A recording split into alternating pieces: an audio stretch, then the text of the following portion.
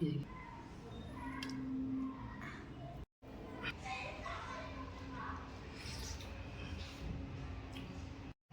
Friends, hi అందరికీ. ఈరోజు నేను 1 కేజీ రవ్వ చేపలు అయితే తెచ్చాను. వీటిని మనము తెలంగాణ స్టైల్లో చేపల పులుసు అయితే పెడదాము. చూస్తున్నారు కదా, ఇవి రవ్వ చేపలు కేజీ అయితే తెచ్చాను. మనం ఈ చేపల పులుసులోకి ఒక 3 ఆనియన్స్ అయితే తీసుకుందాము. వీటిని మంట అయితే కాల్చుకుందాము.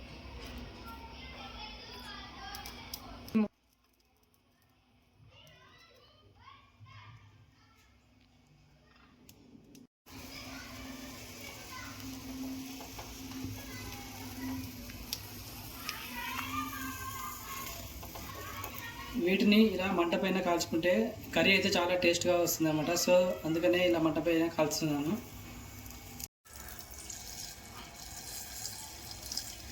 ఫస్ట్ మన గిన్నెలో 1 స్పూను మెంతులు, ఆ తర్వాత 1 స్పూను జీలకర్ర వేసుకోవాలి. 2 స్పూన్లు అయితే ధనియాలు అయితే వేసుకోవాలి. తర్వాత చిన్న సైజు దాల్చిన చెక్క వేసుకోవాలి. ఆ తర్వాత కొన్ని 5-6 లవంగాలు, 4-5 యాలకులు.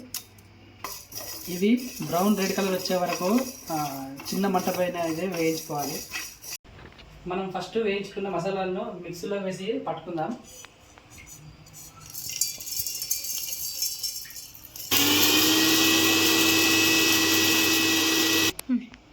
మనకి మసాలా రెడీ అయిపోయింది.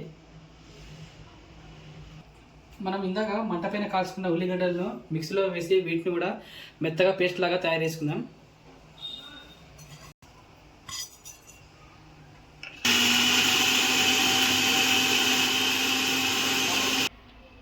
ఈ చేపల కర్రీకి మనము 3 పావుల ఆయిల్ అయితే పోసుకుందాము.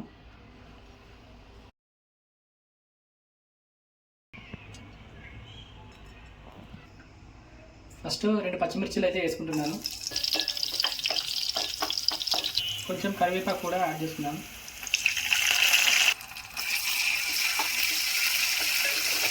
ఫస్ట్ మనం మిక్సీ పట్టుకున్న ఉల్లిగడ్డ పేస్ట్ కూడా యాడ్ చేసుకున్నాం.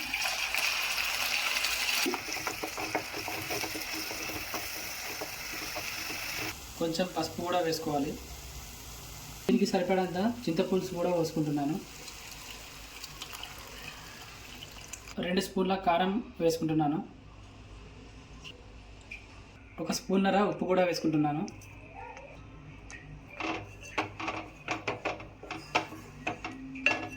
సో ఇప్పుడు నూనె మీదికి వచ్చింది. సో ఇది మ్యాక్సిమం ఉడికినట్టే. దీనికి మనం కొన్ని వేడి నీళ్ళు అయితే యాడ్ చేసుకుందాము.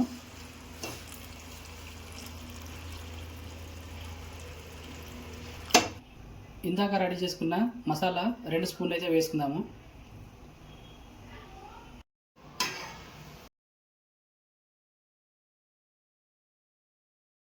అయితే వేసుకున్నాం.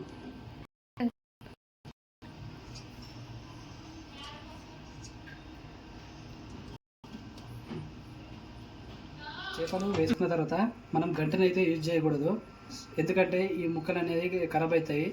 సో ఈ విధంగా కలుపుకోవాలి మనం. ఫైనల్గా కొత్తిమీర అయితే వేసుకుంటున్నాను.